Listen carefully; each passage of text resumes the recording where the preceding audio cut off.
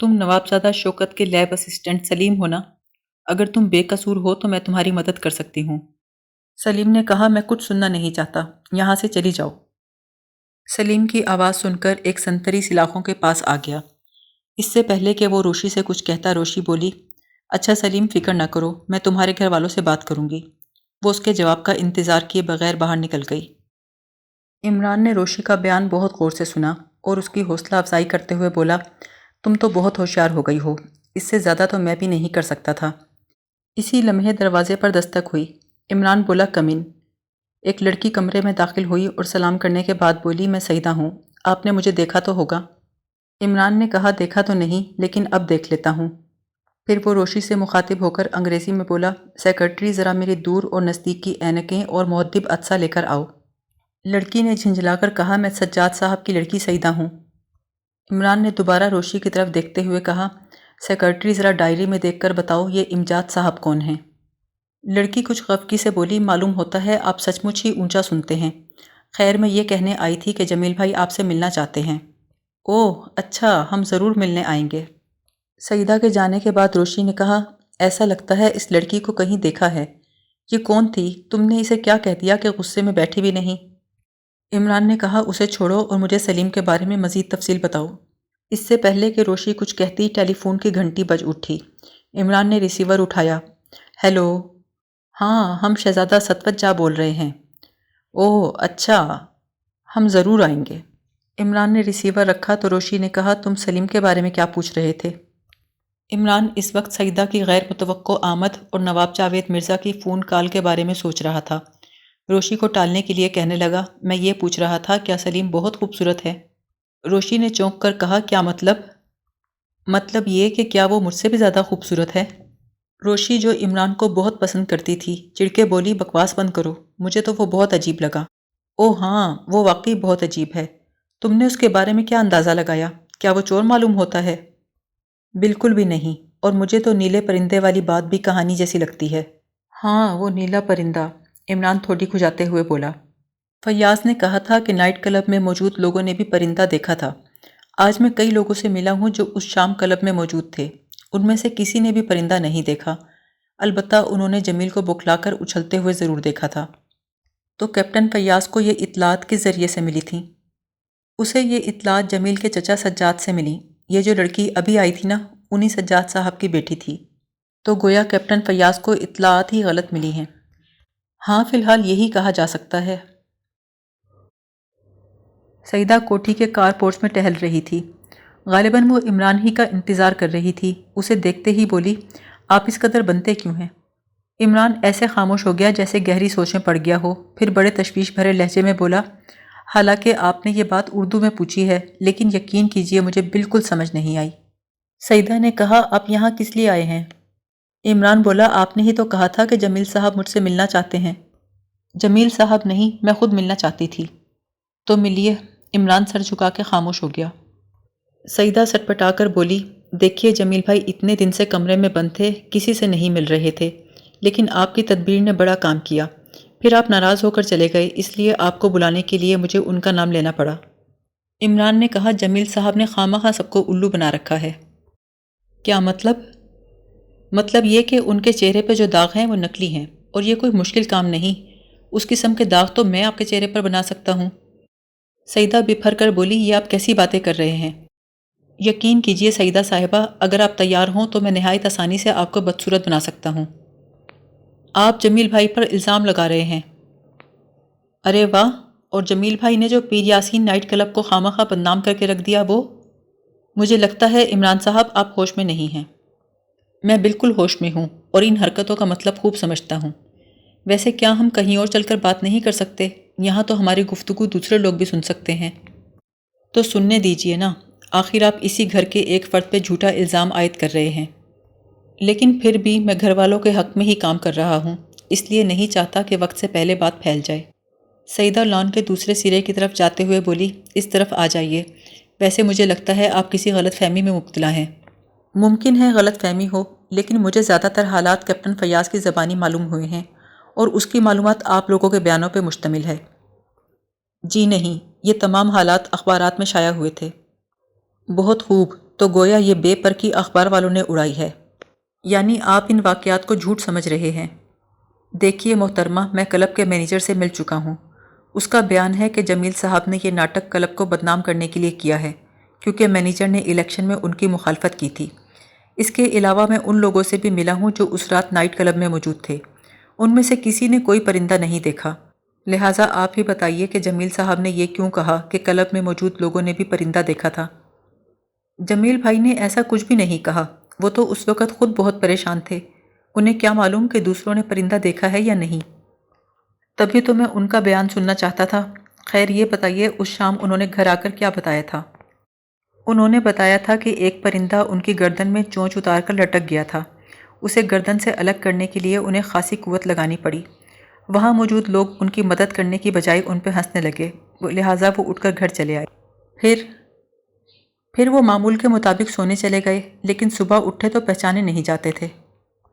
اس بارے میں جمیل کے سسر کا کیا خیال ہے؟ ان کی طرف سے کوئی خاص رد عمل نہیں آیا، رسمی سا افسوس ہی کیا ہے، شاید رشتہ قائم نہ رہ سکے۔ عمران کچھ دیر سوچتا رہا، پھر بولا رشتہ ٹوٹنے سے فائدہ کسے پہنچے گا؟ سعیدہ نے عمران کو گھور کر دیکھا، یہ آپ کیا سوچ رہے ہیں؟ عمران خاموش رہا تو سعیدہ غصے سے بولی، آخر آپ کہنا کیا چاہتے ہیں؟ دیکھیے اگر آپ لوگ اس پرندے کو قہر خدا بندی ہی سمجھے تھے تو مجھے تکلیف دینے کی کیا ضرورت تھی؟ اگر مجھے یہاں بلایا گیا ہے تو اس کا مطلب یہی ہے نا کہ آپ کو اس معاملے میں سازش کی بو آتی ہے؟ سعیدہ غصے سے بولی، سازش کی بو آنے کا مطلب یہ بھی نہیں کہ سازش ہم نے ہی کی ہے۔ میں نے تو ایسا کچھ نہیں کہا، لیکن آپ کی باتوں کا نتیجہ یہی نکلتا ہے کہ رشتہ ٹوٹنے کا فائدہ گھر والوں کو پہنچے گا، بلکہ آپ کی نظر میں تو فائدہ مجھے بھی پہنچ سکتا ہے۔ جاوید مرزا بہت بڑا نواب ہے، وہ اپنی بیٹی کی شادی ایک برس کے مریض سے ہرگز نہ کرے گا۔ اس کے برعکس میرے والد کوئی رئیس نہیں ہیں، مجھے ایک مالدار کوڑی پسند آ سکتا ہے اور میرے والد بخوشی اسے داماد بنا لیں گے۔ عمران نے کہا، آپ کی باتیں میرے سوال کا جواب نہیں ہیں، اور آپ کی اس قدر صاف گوئی کو میں پسندیدگی کی نگاہ سے نہیں دیکھتا۔ پھر اچانک لہجہ بدل کر بولا، ارے میں کہتا ہوں توبہ توبہ، قیامت بس قریب ہی ہے۔ اس کی ایک نشانی یہ بھی ہے کہ قیامت کے قریب لڑکیاں بڑی ڈھٹائی سے شادی بیاہ کی باتیں کیا کریں گی۔ عمران صاحب، موضوع سے ہٹنے کی کوشش نہ کریں۔ عمران نے کہا، اچھا یہ بتائیے کہیں کوئی پیار محبت کا کھڑاک تو نہیں؟ سعیدہ بولی، میرا خیال ہے جمیل بھائی پروین کو ہی پسند کرتے تھے، وہ بھی اکثر ہمارے گھر آتی رہتی تھی۔ کیا اس واقعے کے بعد بھی وہ آئی ہے؟ جی ہاں، کئی بار آ چکی ہے۔ کافی اداس ہوگی؟ جی میں نے غور نہیں کیا۔ عمران جمائی لیتے ہوئے بولا، اب آپ یقیناً مجھ سے مل چکی ہوں گی، کیا مجھے اجازت ہے؟ سعیدہ نے کہا، جی ہاں آپ جا سکتے ہیں، تشریف آوری کا شکریہ۔ اس رات کھانے کی میز پر عمران بھی نواب جاوید مرزا کے ہاں موجود تھا، بلکہ شوکت کے علاوہ خاندان کے وہ تمام افراد موجود تھے جن سے عمران پہلے بھی مل چکا تھا۔ کھانے کے دوران جاوید مرزا کو اپنے والد مرحوم یاد آ گئے۔ خدا خدا کر کے ان کی داستان ختم ہوئی تو دادا صاحب کا بیان چھڑ گیا۔ اس طویل گفتگو سے بور ہو کر عمران نے موضوع بدلا، آج وہ سائنسدان صاحب نظر نہیں آتے؟ جاوید مرزا نے بے دلی سے کہا، وہ لیبارٹری میں بیٹھا جھک مار رہا ہوگا۔ لیبارٹری کا نام سن کر عمران نے اس انداز میں ہونٹ سکیڑے جیسے لیبارٹری میں ہونا بڑی ذلیل بات ہو۔ اس بات پر صفدر اور عرفان سائنسدانوں کے متعلق لطیفے سنانے لگے۔ جب وہ خاموش ہوئے تو عمران نے کہا، ویسے آپ کی کوٹھی بہت شاندار ہے، پہاڑی علاقوں میں ایسی عظیم الشان عمارت بنوانا آسان کام نہیں ہے۔ جاوید مرزا نے کہا، میرا خیال ہے آپ نے ابھی تک پوری کوٹھی نہیں دیکھی۔ جی ہاں، ابھی تک نہیں دیکھی۔ اگر آپ کے پاس ٹائم ہو تو آج دیکھیے۔ کھانے کے بعد جاوید مرزا عمران کو عمارت کے مختلف حصے دکھاتا رہا۔ اس دوران وہ اپنے بزرگوں کی عظمت رفتہ کی یادیں بھی دہراتا رہا۔ پھر عمران نے موضوع بدل کر پوچھا، آپ کے شوکت صاحب کسی ایجاد کی فکر میں ہیں کیا؟ ایجاد وہ کیا کرے گا، بس وقت اور پیسوں کی بربادی ہے۔ تو آپ انہیں سمجھاتے کیوں نہیں؟ ان سے کہیے کہ لیبارٹری کی دنیا میں محدود رہ کر سائنس میں سر کھپائی رکھنا محض ذہنی عیاشی ہے۔ انہیں چاہیے کہ باہر نکلیں اور اپنے طبقے کی عظمت کے لیے کوئی کام کریں، اور کچھ نہیں تو کم از کم 1000 ایکڑ زمین میں کاشتکاری ہی کر لیں۔ خیر میں شوکت صاحب سے خود بات کروں گا۔ ارے رہنے دیجئے، آپ خواہ اپنا وقت برباد کریں گے۔ نہیں، خیر سمجھانا بہت ضروری ہے۔ ویسے ان کی لیبارٹری ہے کہاں؟ لیبارٹری باغ کے دوسرے سرے پر ہے، میں ملازم سے کہتا ہوں آپ کو وہاں لے جائے۔ نہیں، رہنے دیجیے، اب رات زیادہ ہو گئی ہے، شوکت صاحب سے ملاقات کسی اور دن صحیح۔ جاوید مرزا سے رخصت ہونے کے بعد عمران نے کچھ دور جا کر گاڑی واپس موڑ لی۔ اب گاڑی کا رخ ہوٹل کی بجائے جاوید مرزا کی کوٹھی کی عقبی سمت میں تھا۔ پھر ایک ویران جگہ دیکھ کر اس نے گاڑی کو درختوں کی آڑ میں کھڑا کیا اور دیوار پھاند کر پائیں باغ میں کود گیا۔ کہنے کو شوکت کی لیبارٹری کوٹھی کے اندر ہی تھی، لیکن رہائشی حصے سے تقریباً فرلانگ بھر کے فاصلے پر تھی۔ عمران کو معلوم تھا کہ شوکت یہاں تنہا رہتا ہے، لہٰذا اس کے دیکھ لیے جانے کا امکان نہیں تھا۔ اس نے گھوم پھر کر 3 کمروں پر مشتمل اس عمارت کا جائزہ لیا۔ اس وقت اس کی تمام کھڑکیاں دروازے بند تھے۔ کھڑکیوں میں سلاخیں لگی ہوئی تھیں، اس لیے اندر جھانکنا ممکن نہیں تھا، البتہ شیشوں سے یہ ضرور پتہ چل رہا تھا کہ اندر روشنی ہے۔ عمران اچک کر ایک کھڑکی پہ چڑھا اور روشن دان کے کونے سے آنکھ لگا دی۔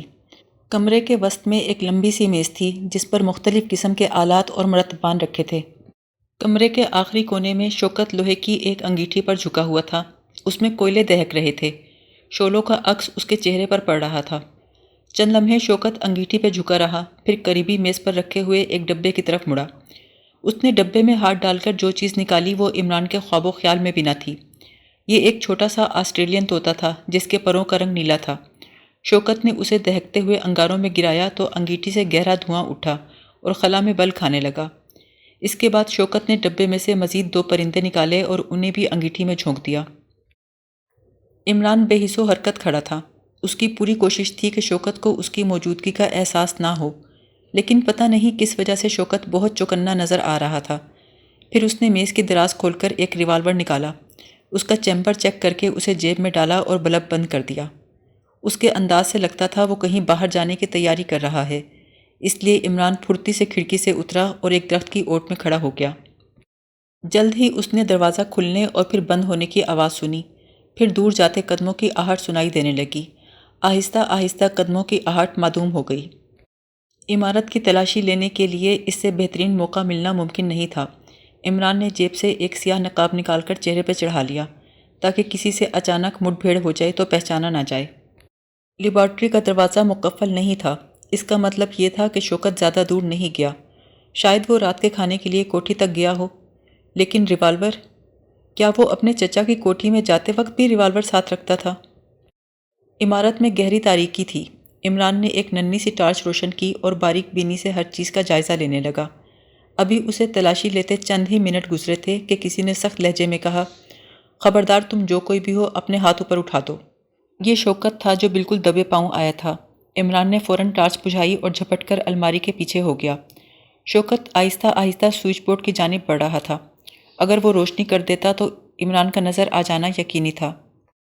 عمران بجلی کی رفتار سے دروازے کی طرف دوڑا اور باہر نکل گیا۔ جتنی دیر میں لیبارٹری کی تمام کھڑکیاں روشن ہوئیں، عمران پائیں باغ کی دیوار پھاند کے باہر نکل چکا تھا۔ پھر وہ تیزی سے ڈرائیونگ کرتا ہوا جاوید مرزا کی کوٹھی سے دور ہوتا چلا گیا۔ ہاں روشی، شوکت نے مجھے خوب دھوکہ دیا، مجھے اس سے ایسی چالاکی کی توقع نہیں تھی، بالکل ہی دبے پاؤں آیا۔ روشی نے کہا، بھلا ایک سائنسدان کے پاس ریوالور کا کیا کام؟ ہاں، اور جتنے اعتماد سے وہ ریوالور لے کے نکلا تھا، اس سے پتہ چلتا ہے کہ اس کے پاس لائسنس بھی ہوگا۔ اور پرندے کیا واقعی نیلے تھے؟ 100% نیلے تھے۔ خیر تم بتاؤ سارا دن کہاں رہیں؟ میں سلیم کے بارے میں معلومات حاصل کر رہی تھی۔ اس کے عزیزوں کا کہنا ہے وہ چوری کر ہی نہیں سکتا۔ انہوں نے اس کی ضمانت کرانی چاہی لیکن اس نے منع کر دیا۔ کہتا ہے میں نے ایسے مالک کو دھوکہ دیا ہے جو انتہائی شریف اور مہربان تھا، مجھے سزا تو ملنی چاہیے۔ عمران نے کہا، یہ تو بڑا حیران کن بیان ہے، کیا 20ویں صدی میں کوئی شخص اتنا حساس بھی ہو سکتا ہے؟ میں نہیں سمجھتی، اور اگر وہ اتنا ہی حساس تھا تو چوری جیسے فعل کا ارتکاب کیا ہی کیوں؟ ویسے مجھے یقین ہے کہ اصل مجرم شوکت ہے۔ سلیم کو چاہیے کہ شوکت کے جرم کا راز فاش کر دے، عدالت کو شوکت کی اصلیت بتا دے۔ نہیں روشی ڈیئر، یہ اتنا آسان نہیں۔ عدالت میں شوکت کہہ دے گا کہ سلیم اپنی گردن بچانے کے لیے اس پہ الزام لگا رہا ہے۔ شوکت کے پاس یہ دلیل بھی ہوگی کہ اگر سلیم سچا ہے تو اس نے گرفتاری سے قبل پولیس کو شوکت کے جرم سے آگاہ کیوں نہیں کیا، اور سلیم کو بھی یہی ڈر ہوگا کہ پولیس کو اس بات کا کیا جواب دے گا کہ جس وقت جرم ہو رہا تھا اس نے تب اطلاع کیوں نہ دی۔ آخر جرم کو ہوتے دیکھنا اور اس پر خاموش رہنا بھی تو جرم ہے۔ روشی بولی، آخر سلیم اپنے عزیزوں کو اپنی ضمانت کرانے سے منع کیوں کرتا ہے؟ عمران نے کہا، شاید سلیم کو ڈر ہوگا کہیں شوکت اسے قتل نہ کر دے۔ اس نے سوچا ہوگا کہ جیل میں رہنا ہی محفوظ ہے۔ یاد ہے نا سلیم نے کہا تھا کہ تم مجھے غصہ نہیں دلا سکتی؟ اس نے سمجھا ہوگا کہ تمہیں شوکت نے اس کی ٹو لینے بھیجا ہے۔ لیکن تمہارا نظریہ غلط بھی تو ہو سکتا ہے۔ ہرگز نہیں، عمران چلایا۔ میں شرلاک ہومز کا پوتا ہوں، مجھ سے غلطی نہیں ہو سکتی۔ میں تو جوتا دیکھ کر بتا دوں کہ اس کا چمڑا کبوتر کی کھال کا ہے یا مینڈک کی کھال کا۔ عمران کو بے تکی ہانکتے دیکھ کر روشی کمرے سے چلی گئی۔ اگلی شام فیاض بھی رائل ہوٹل میں موجود تھا۔ عمران نے اسے تار دے کر ارجنٹ نوٹس پہ بلوایا تھا۔ تمام تفصیل سننے کے بعد فیاض بولا، مجرم تو ہمارے سامنے ہے، بس اس کے خلاف ثبوت فراہم کرنا باقی ہے۔ وہ کیسے سپر؟ بھائی دیکھو، پروین جاوید مرزا کی اکلوتی بیٹی ہے۔ باپ کے بعد جائیداد کی مالک وہی ہے۔ ضرور شوکت نے جائیداد پہ قابض ہونے کے لیے یہ چال چلی ہے تاکہ جمیل راستے سے ہٹے اور وہ پروین سے شادی کر لے۔ میری معلومات کے مطابق کسی وقت شوکت بھی صاحب جائیداد تھا، لیکن اس کی تمام جائیداد اس کے سائنسی تجربوں کی نظر ہو گئی۔ ہو سکتا ہے اب اپنی مالی حالت واپس درست کرنے کے لیے وہ پروین سے شادی کا خواب دیکھ رہا ہو۔ عمران نے جواب دیا، مگر ضروری نہیں کہ اس واقعے کے بعد پروین کی شادی شوکت سے ہی ہو۔ نواب جاوید مرزا کے 2 بھتیجے اور بھی ہیں، اور اگر جاوید مرزا کو اپنی بیٹی کی شادی اپنے نکمے بھتیجوں میں ہی سے کسی کے ساتھ کرنی ہوتی تو رشتہ جمیل کے ساتھ ہوتا ہی کیوں؟ فیاض بولا، شاید جاوید مرزا کی یہ خواہش نہ ہو کہ اپنی بیٹی کی شادی اپنے نکمے بھتیجوں میں سے کسی کے ساتھ کرے، لیکن یہ خواہش شوکت کی تو ہو سکتی ہے۔ ایسی صورت میں وہ پروین کے ہر منگیتر کا چہرہ بگاڑتا رہے گا تاکہ پروین کی شادی اور کسی سے نہ ہو، اسی سے ہو۔ لیکن سپر، یہ حرکت جمیل کے چچا یا اس کے ماموں کی بھی ہو سکتی ہے۔ نہیں عمران، وہ لوگ یہ حرکت نہیں کر سکتے۔ کیوں؟ کیا اس لیے کہ وہ تمہارے شناسہ ہیں؟ نہیں، اس لیے کہ میں ان سب سے اچھی طرح واقف ہوں۔ ان میں کوئی اتنا ذہین نہیں کہ ایسا جرم پلاٹ کر سکے۔ اچھا، فی الحال اس بحث کو چھوڑو اور دوسری بات پر آؤ۔ سلیم کا قصہ تم سن چکے ہو، میں چاہتا ہوں اسے کسی طرح رہا کرایا جائے۔ او ہو عمران، آخر تم شوکت کے خلاف ثبوت اکٹھے کیوں نہیں کرتے؟ تم نے اسے خود پرندے جلاتے دیکھا ہے۔ ارے یار، ثبوت اکٹھے کیسے کروں؟ فرض کیا کہ وہی مجرم ہے، تب بھی اس نے پرندے جلا کر رہا سہا ثبوت بھی مٹا دیا ہے۔ اور بائی دی وے فیاض، وہ بالکل عام سے پرندے تھے۔ مجھے نہیں لگتا کہ کسی پرندے میں ایسے جراثیم ہو سکتے ہیں۔ فیاض نے کہا، ہو کیوں نہیں سکتا؟ ضرور شوکت نے کسی سائنٹیفک تجربے سے پرندوں میں اس قسم کے اثرات پیدا کر دیے ہوں گے۔ یار فیاض، اگر تم ایسا سوچ سکتے ہو یا میں ایسا سوچ سکتا ہوں تو اس کا مطلب یہ ہوا ہر آدمی یہ بات سوچ سکتا ہے۔ تو کیا شوکت بالکل بدھو ہے کہ اس نے جانتے بوجھتے اپنی گردن پھنسوا لی، جبکہ سارا سردار گڑھ اس بات سے واقف ہے کہ شوکت ایک ذہین سائنسدان ہے اور جراثیم اس کا خاص موضوع ہے؟ فیاض نے سوچ میں ڈوبے ہوئے لہجے میں کہا، اگر شوکت بھی نہیں ہے تو اصل مجرم کون ہے؟ عمران نے کہا، مجھے لگتا ہے جب تک سلیم رہا نہیں ہوگا اصلی مجرم کا ہاتھ آنا مشکل ہے۔ فیاض بولا، لیکن میں سلیم کی رہائی کیسے کرواؤں جبکہ وہ خود رہا ہونے سے انکاری ہے؟ ارے اس کے انکار سے کیا ہوتا ہے، عدالت میں اسے جھکی ثابت کرواؤ۔ اور دیکھو سپر، یہ کام کل ہر حال میں ہو جانا چاہیے۔ اگلی صبح فیاض نے سلیم کی ضمانت کا انتظام اس طرح کیا کہ اسے عدالت میں پہنچانے تک اس پر یہی ظاہر کیا کہ اسے مقدمے کی پیشی کے سلسلے میں لے جایا جا رہا ہے۔ جب عدالت نے سلیم کو گھر جانے کی اجازت دی تو خوش ہونے کی بجائے وہ انتہائی پریشان ہو گیا۔ چونکہ عمران اس کے لیے اجنبی تھا، لہٰذا کافی قریب سے اس کی حالت کا مشاہدہ کر رہا تھا۔ ضمانت ملنے کے بعد سلیم عدالت کے احاطے سے باہر نہیں نکلا، بلکہ برآمدے میں مضطرب انداز میں ٹہلنے لگا۔ بہت وقت گزر گیا، یہاں تک کہ عدالت میں سناٹا چھا گیا۔ آخر سلیم کو باہر نکل کے ٹیکسی لینی پڑی۔ عمران کی 2 سیٹر کار بھی زیادہ دور نہیں تھی، وہ سلیم کی ٹیکسی کے تعاقب میں چل دیا۔ کچھ دیر کے بعد سلیم کی ٹیکسی شہر سے باہر جانے والے راستے پر آ گئی۔ یہ وہی جانا پہچانا پہاڑی راستہ تھا جس پر کچھ آگے جا کر سردار گڑھ کا شہر آباد تھا۔ سلیم کی ٹیکسی کا رخ جاوید مرزا کی حویلی کی طرف تھا۔ عمران نے اپنی گاڑی کی رفتار کم کر دی اور کوٹھی سے کچھ آگے نکل گیا۔ اس نے عقبی شیشے سے جھانک کر دیکھا، ٹیکسی سلیم کو اتارنے کے بعد واپس جا رہی تھی، لیکن سلیم کا رخ کوٹھی کے صدر دروازے کی بجائے پائیں باغ کی جانب تھا۔ پھر عمران نے اسے دیوار پھلانگتے دیکھا۔ اس سے پہلے کہ عمران گاڑی سے نکل کر اس کے پیچھے جاتا، فائرنگ کی آواز سنائی دی۔ اس کے ساتھ ہی سناٹے میں ایک چیخ کی آواز ابھری۔ عمران پوری رفتار سے گاڑی دوڑاتا ہوا کوٹھی کے صدر دروازے پر پہنچا۔ جاوید مرزا پورش کی جانب ہی آ رہا تھا۔ اس کے چہرے پہ ہوائیاں اڑ رہی تھیں۔ اس نے کانپتے ہوئے ہاتھوں سے رائفل پکڑ رکھی تھی۔ عمران نے حیرت ظاہر کرتے ہوئے پوچھا، نواب صاحب خیریت ہے؟ اوہ ستوجہ، تم ذرا میرے ساتھ آؤ۔ عمران نے کہا، لگتا ہے کوئی حادثہ پیش آ گیا ہے۔ میں نے ابھی فائرنگ کی آواز سنی ہے، اس کے ساتھ ہی چیخ کی آواز بھی۔ جاوید مرزا عمران کا بازو پکڑ کر لیبارٹری کی طرف چلا۔ اس کے پیچھے کوٹھی کے نوکر اور عرفان اور صفدر بھی تھے۔ شوکت کو سلامت پا کر جاوید مرزا کی جان میں جان آ گئی۔ اس نے جاوید مرزا کو بتایا کہ وہ اپنے کمرے میں بیٹھا کتاب پڑھ رہا تھا۔ فائرنگ کی آواز سن کر باہر نکلا تو اندھیرے میں کسی کو بھاگتے دیکھا، لیکن اس سے پہلے کہ وہ اسے پکڑ سکتا، وہ شخص اندھیرے میں غائب ہو گیا۔